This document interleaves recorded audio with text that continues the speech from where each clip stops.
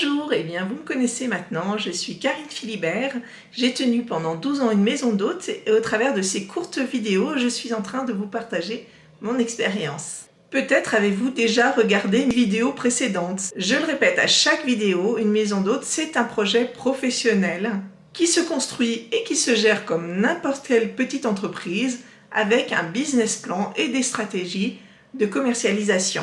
À partir d'aujourd'hui, de cette vidéo, toutes mes vidéos vont permettre de répondre à comment augmenter son taux de remplissage en chambre d'hôte.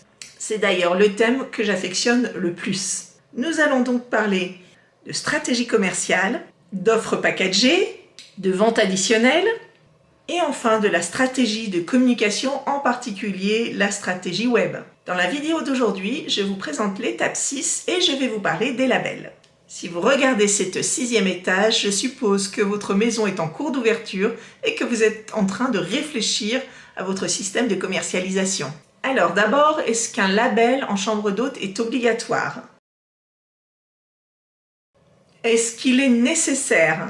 À vous de juger par rapport à mon retour d'expérience que je vais vous faire aujourd'hui. Alors il y a deux concurrents, j'allais dire, les plus connus en France, qui sont Gîtes de France, qui est un label qui est né en 1955, et Clés Vacances, qui est un label qui est né en 1995. D'autres labels sont ensuite apparus comme Accueil Paysan, Bienvenue à la ferme, Fleurs de Soleil, Bed and Breakfast.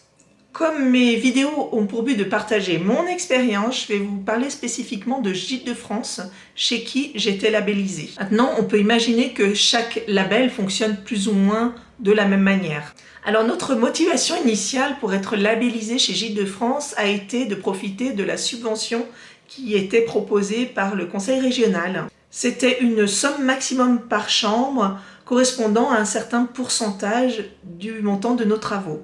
Alors je me souviens qu'il fallait remplir et motiver tout un dossier d'aide et ne commencer les travaux qu'après l'obtention de cette autorisation. Cette aide dépend vraiment de chaque région.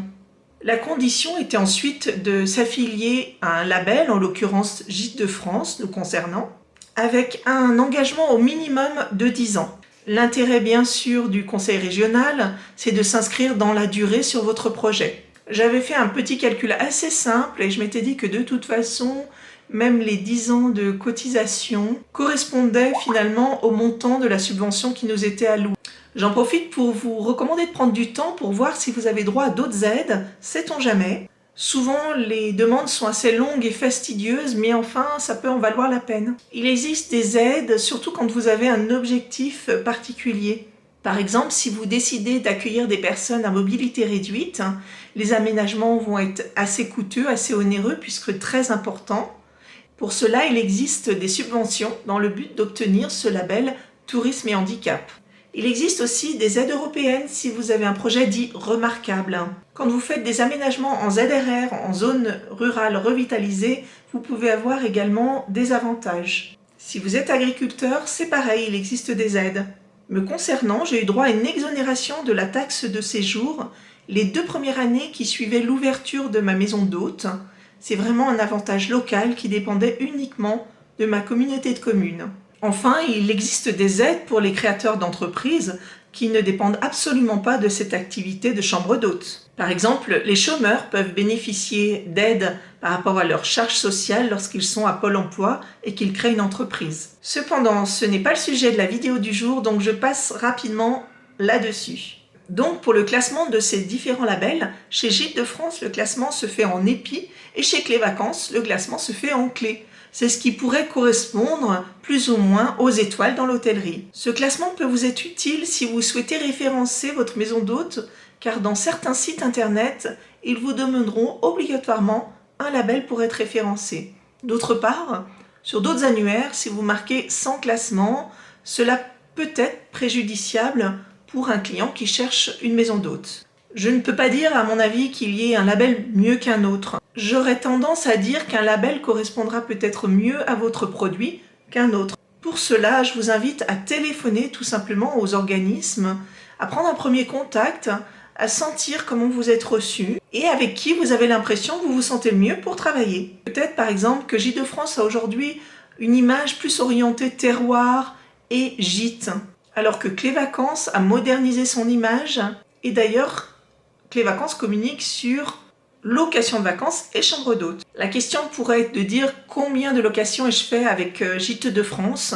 Eh bien, j'aurais du mal à vous répondre, mais en tout cas, j'ai eu peu de demandes par cet intermédiaire.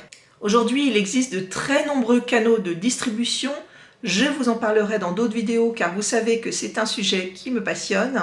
Je reviendrai donc plus tard sur les différents canaux de distribution et comment les gérer. Pour revenir à Gîtes de France, ils vont vous proposer plusieurs systèmes de gestion. Soit une gestion autonome où vous allez gérer vous-même les demandes entrantes, soit ils peuvent gérer à votre place vos locations. Si vous optez pour la réservation en ligne, bien sûr, vous allez payer une commission supplémentaire. Gros inconvénient à cela, si le client va sur Gîtes de France et qu'il fait une demande de réservation avec des dates précises, mais que vous n'avez pas opté pour la solution de la réservation en ligne, eh bien, votre maison d'hôte, malheureusement, ne va pas apparaître. Du coup, l'intérêt d'être référencé sur ce site me paraît vraiment bien faible. Alors vous allez me dire pourquoi vous n'avez pas tout simplement choisi de pouvoir être réservable en ligne. Il y a une raison vraiment très simple, c'est qu'à l'époque, Gîtes de France n'était pas compatible avec les channel managers qui permettent de gérer vos chambres d'hôtes en ligne. Ce qui veut dire qu'avec Gîtes de France, en plus de payer une cotisation annuelle qui va dépendre du standing de votre établissement et du nombre de chambres que vous proposez, vous allez payer aussi une commission sur les ventes qui seront faites en ligne. Alors pour ceux qui ne savent pas ce qu'est un Channel Manager dont je viens de parler plusieurs fois, je vous invite à regarder ma prochaine vidéo dans laquelle j'expliquerai justement l'avantage de cet outil magique pour gérer vos réservations et éviter tout risque de surbooking. Pour revenir à Gîtes de France, lorsque vous aurez pris contact avec eux, vous aurez une visite qui aura pour but de déterminer le niveau de standing de votre maison d'hôte et de vous attribuer le nombre d'épis. C'est une sorte d'audit très complet et très sérieux, prenant en compte un tas d'éléments justifiant le standing selon leur charte interne. Dans les critères qu'ils seront pris en compte, vous aurez par exemple le caractère de votre maison, son emplacement, les services et les activités sur place que vous pouvez proposer, par exemple une piscine, un spa, etc. On va étudier les pièces communes que vous allez mettre à disposition, où est-ce que vos hôtes vont petit déjeuner, quel sera le contenu des petits déjeuners. On vous demande de faire d'ailleurs une présentation d'un petit déjeuner avec la vaisselle. Et puis bien sûr, ensuite, on va détailler votre chambre d'hôte en elle-même, avec les éléments que vous allez proposer dedans, de décoration, de confort, de superficie, voir aussi si la salle de bain est grande, si, comme je vous en parlais dans la vidéo précédente, le WC est séparé. Par exemple, je me souviens que nous étions en 4 épis de France et qu'il m'avait été demandé de rajouter des peignoirs que, de base, je n'avais pas prévu dans mes chambres d'hôtes. Votre référente connaît très bien son métier. Si vous êtes novice, elle va vous donner plein d'informations précieuses.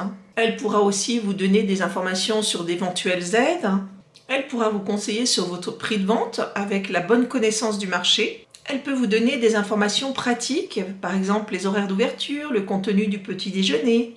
Gîtes de France a des vraies valeurs qui correspondent totalement au concept d'origine de la chambre d'hôte, comme je vous l'ai évoqué sur l'étape 4. Une fois votre label obtenu, vous allez obtenir une certification avec un numéro d'adhérent. Vous allez pouvoir apposer à votre maison une signalétique afin d'être bien visible des touristes.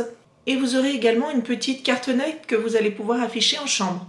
La contrepartie, c'est que vous allez avoir des frais de démarrage de visite de votre maison d'hôte, puis des cotisations annuelles pour adhérer à Gîtes de France. Dans les services offerts par Gîtes de France, vous allez avoir un espace propriétaire dédié sur leur site internet.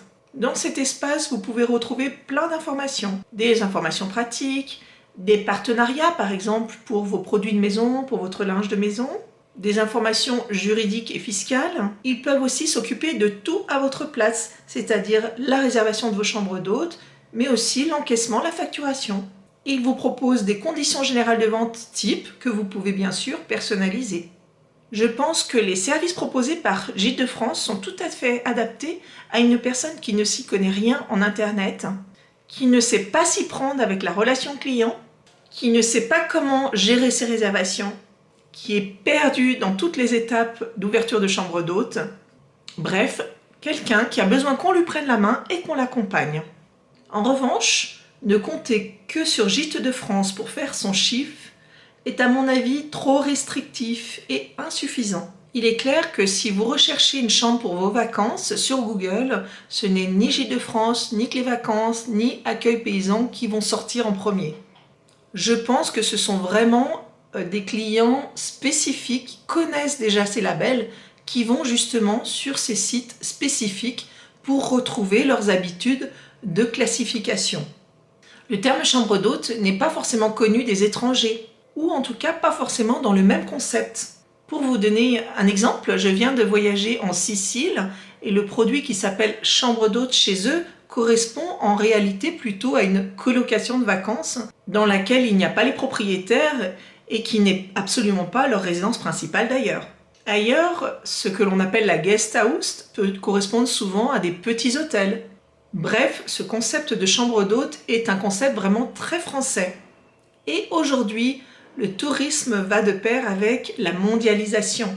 C'est donc dommage de vous restreindre quand le monde entier s'ouvre à vous pour commercialiser vos chambres d'hôtes. Alors on peut penser que le fait d'afficher une labellisation sur Internet est un gage de qualité et de sérieux pour les hôtes.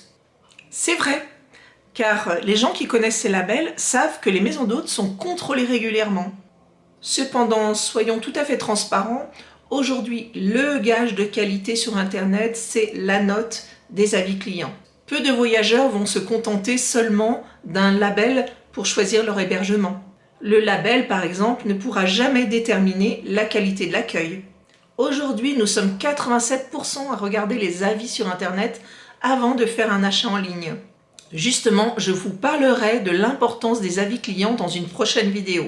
Par contre, je porte un intérêt particulier aux labels spécifiques, type tourisme et handicap, écolabel, label à la ferme, accueil vélo, accueil motard, bienvenue au château, etc.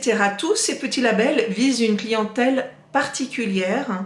Cette clientèle demande un aménagement spécifique et on sait que grâce à ce label, on va pouvoir correspondre à une niche de clients. Malheureusement, c'est la rançon du succès. Aujourd'hui, il se crée de plus en plus de labels spécifiques et à force, aucun n'est vraiment connu.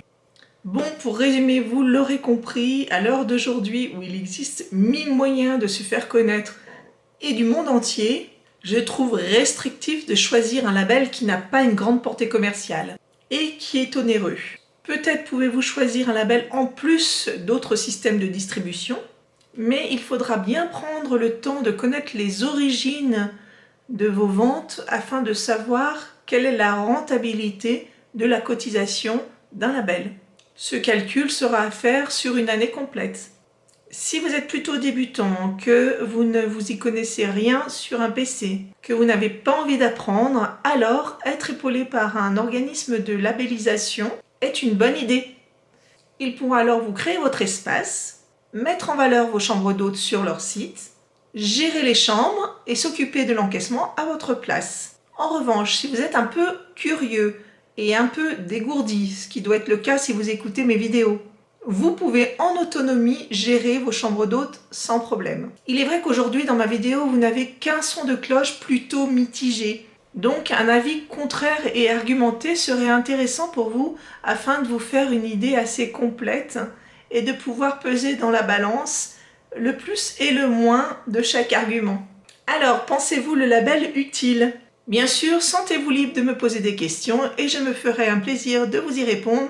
Je vous ai promis de parler de la gestion de vos locations dans plusieurs de mes vidéos précédentes. Dans la prochaine vidéo qui sera l'étape 7 de comment ouvrir une chambre d'hôte, je continue à vous parler de commercialisation en abordant le Channel Manager. Je vous donnerai donc mes tuyaux pour drainer un maximum de personnes et ainsi augmenter votre taux de remplissage. Si vous souhaitez découvrir cette prochaine vidéo, je vous invite à taper ici pour découvrir l'étape suivante, l'étape 7, le Channel Manager.